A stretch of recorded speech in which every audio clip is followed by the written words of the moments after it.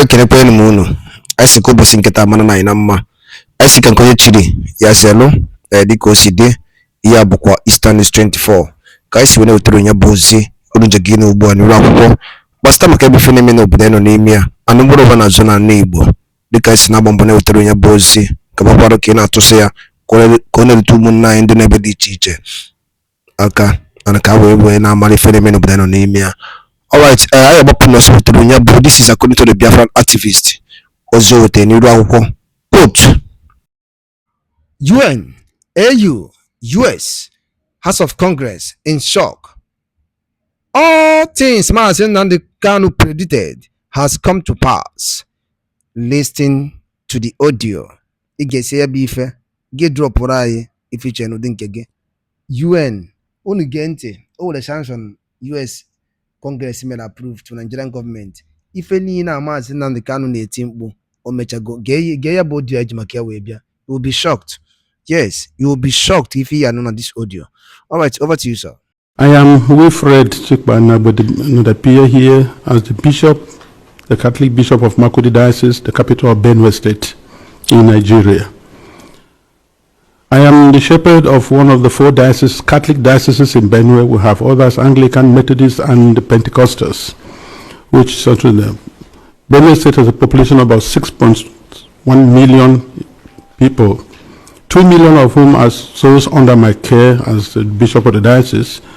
Benue State is about 98% Christian, with very few Muslims living in towns.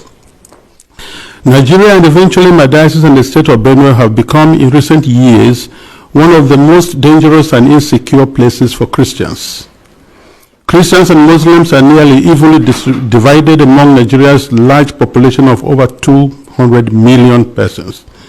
Islamist extremists are fiercely contesting the possession, control, and governing law of the land, especially in the country's northern and central regions, the latter of which is where Benue is located.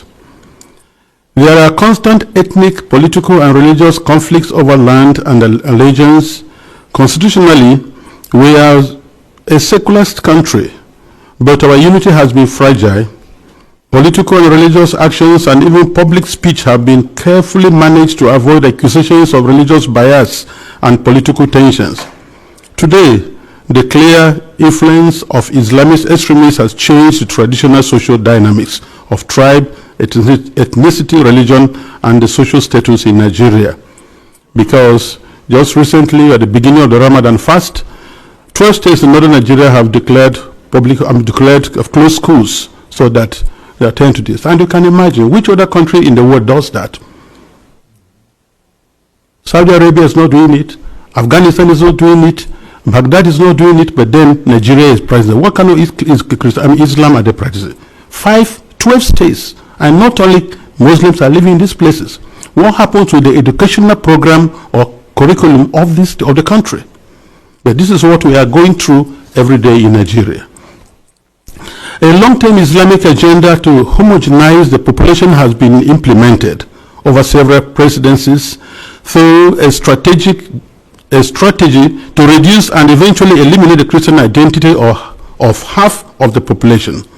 This strategy includes both violent and non-violent actions, such as the exclusion of Christians from positions of power and adoption of such church members, the raping of women, the killing and exploitation of Christians, the destruction of churches and farmlands of Christian farmers, followed by the occupation of such lands by the Fulani herders, and also changing the names of these villages. They are taking over the places, so you clearly see an expansionist approach and Islamic, and then they are making the people now flee and leave their villages, and they conquer it. The quest to Islamalize the land appears high on the agenda of some of the powerful and influential Muslims in Nigeria. There is a campaign to take land to spread Islam, and there is the hemorrhaging of Christian farmers from the central region of Nigeria and Benue State, Makurdi Diocese in particular, as they are forced to abandon fertile lands that used to feed the nation, which classify Benue as the food basket of the nation. Militant Fulani herdsmen are terrorists destroying society. They steal and vandalize, they kill and boast about it. They kidnap and rape and they enjoy total impunity from the elected authorities. None of them have been arrested and brought to justice. This is supported by the corrupt system in which we operate and the abject poverty among us, which allow the criminals to easily attract more recruits and prey on more victims. Why is this happening? Is it really a religious war? Like in the past, many jihadists are motivated less by religion than by spoils of war and use their religion to impose themselves. In my diocese, the spoils consist mainly of fertile, well-tended land organized around my parishes or so. The jihadists come and adopt and kill the priests, leaving thousands without support and basic human services. And of course, when they disperse the people, the inhabitants, or the citizens, or the people of the lands, they take over. And any attempt to go back and take care of your farms, surely you get killed. The Makudi Diocese in Benue State has been the epicenter of the invasion by these herders who are more like hired guns of cattle oligarchies, who manipulate religion to rally the herders to eliminate the Christian population and cleanse the land in the name of Islam. This objective is behind the relentless attacks against Benue's villages. When we call for help to the police and the army, they do not come.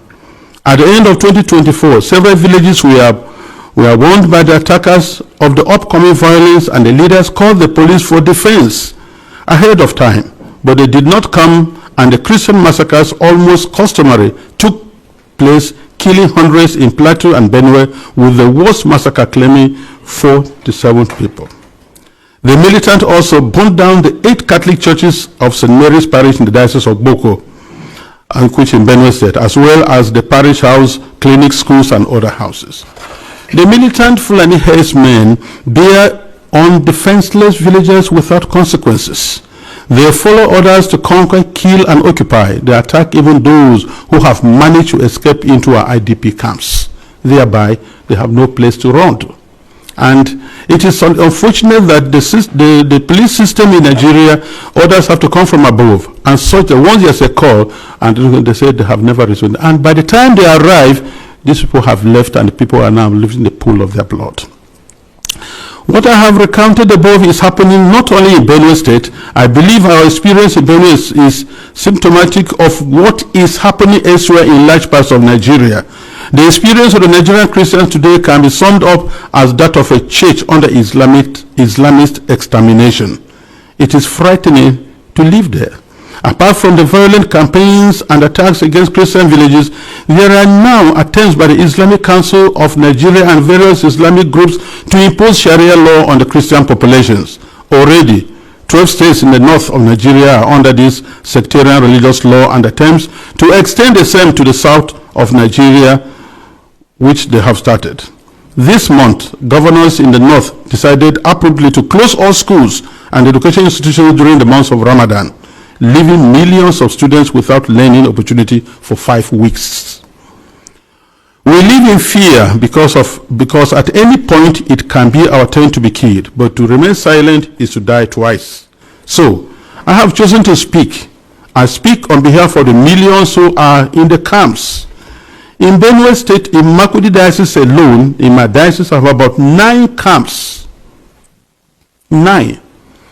On the 5th of March, which was Ash Wednesday, we visited one of the camps, and many of my priests and religious went to the other camps, distributed them to begin the Ash Wednesday with our faithful who are there, because we are the voice of the voiceless. We have to talk for the defenseless. We have to talk about the weak and those who cannot talk about themselves. In one of the camps called the Mega Camp, there were over 3,000 inmates of that camp, and which was a record given to us by government.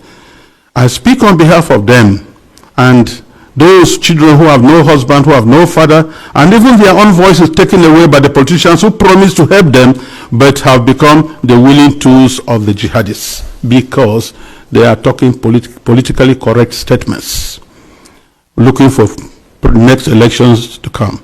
I speak on behalf of those whose loved ones have been killed, but no one has even offered a word of consolation to them. I speak on behalf of the thousands of young girls who have been adopted and raped because no one, not even the media, mentions them anymore.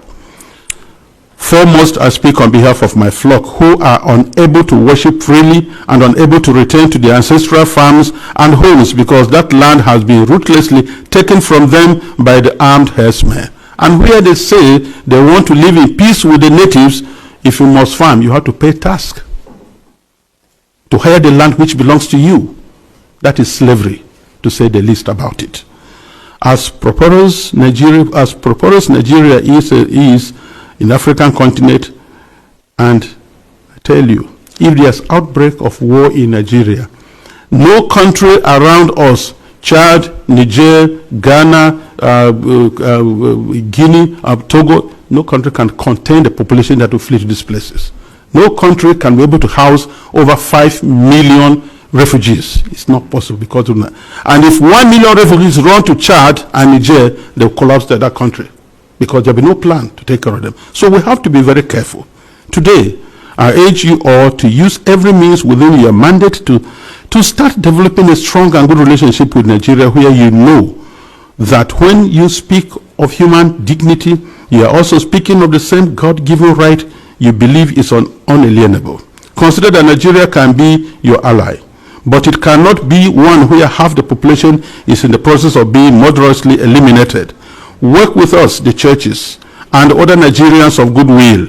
We are working for a peaceful and prosperous society, and our desperate plight has been set aside U.S. foreign policy for too long, to the cost of thousands of lives. Concretely, I request and I plead, I ask you to redesignate Nigeria as a country of particular concern. This has both a practical and diplomatic meaning to signal that you are paying attention to what happens to us and elsewhere in the world. Because the policies the government is trying to put in place, so that to return the IDPs, build camps for them, relocate them from their homes, it is not durable and it will not work, because the government has already the population that is not able to take care of, and then you have over millions of people in the camps, and they want to relocate them to where? And if you do, let's take that you do, how many houses or rooms will you give me who has 5 children, another one has 3, another one has 2, and what will I be doing for a living? These people previously never begged anybody for food. They were managing their lives, training their children, and building their homes. So nobody should have deceived some of the guys that you're going to resettle to the IDPs. They have no jobs. So where you set them, what will be their place? And by the way, the fundamental question remains, if you resettle them to other camps or build places for them, what happens with the ancestral lands? Who takes care of them? And this is whereby I feel the government is complicit on this issue. Because these terrorists, Fulanis, displace and kill people and then occupy the place and then change names, nomenclatures of these towns. For what reason? So we want to let the people go back to their homes and help for them to rebuild their lives. I implore this august body to insist on the return and rehabilitation of all the IDPs to their ancestral lands and not to relocate them to other constructed camps elsewhere, which is an invented solution now being pushed in the Benue state government. And I tell you, Nigeria government can do that once they have to be accountable. Because I know Nigeria, under the auspices of ECOMOG, was able to reinstate constitutional government in Sierra Leone and Liberia. And they can do that now. We have the capacity, but because the leaders that are not prepared. And I think that's whereby I look, it's not just conspiracy of silence, it is aiding, abetting, and supporting these terrorists to keep doing their work. This is my plea. Thank you very much for this attention. Agbomone genti ngwadalole nenu dikunu swene sola ni akwụkwọ ihe na-eme na Islamist 24 dikunu no ka o si ada mana onye ngwalu na the petition ndị Igbo na-ede, the Biafrans na-ede na United Nations na anu anyị, people don't believe it. When I told you that UN, EU do this, believe me, they are doing something. Because all you go yekita kuna afia that na issue of ife ani na Maazị Nnamdi Kanu na-eti mkpu na-alụ aka na-ebe gbasata maka ya bi alụ na mpụ na-eme n'obodo nọ n'ime ya bụ ife eyego oye abụghị eziokwu, apụtaghị ife ya bụ ife niile apụtaghị ife nkunu nọ n'elu akwụkwọ na United States House of Rep na edemandzi na-agwa Donald Trump ka o impose a sanction to Nigerian government over the rises of killings. Okay, unu check ife menu. One farmer, a Fulani herdsman bali ime attack, o defend ya, o defend you we, yakwa self defense, we gbuo onye Fulani ya, e wee tụọ ya nga, death sentence. Self defense, Fulani bịara igbu gị na your house ebe ị na-akọ ife n'ụlọ gị, inwe self defense wee zọọ onwe gị, wee defeat a Fulani herdsman no unarmed. Court wee judge ya, wee tụọ onye nga. Ọkụnụ wee fụ the kind of things that is happening in this nation anyị nọ n'ime ya. When Maazị Nnamdi Kanu tells you something, people ada afụ ife Maazị Nnamdi Kanu na-afụ. Maazị Nnamdi Kanu nwere ife ọfụrụ wee sị gị, they will come, they will kill you, nobody will talk anything, nobody will even say anything, because this is Islamization agenda. Take it or you leave it. The aim is to Islamize the whole nation, the whole Christians nọ n'obodo a. Mana Chukwu oke abịa ma ya ekwe. Ọkwụ na anụgo ka o si adị, unu ka o si agbatu n'iru akwụkwọ. Anyị ga-arapụ unu kwunu efu nche n'ụdị nke unu gbasata maka ya bụ ife anyị wetara unu maka the update on United States of America on the sanction achọrọ ịma Nigeria based on the rises of killings na-eme n'obodo a. So dịka ige ya bụ ife, ọ ya amasị anyị na etiri anyị uche nke gị, alụ gị ka ama ife iche n'ụdị nke gị, ngwa nke emesi.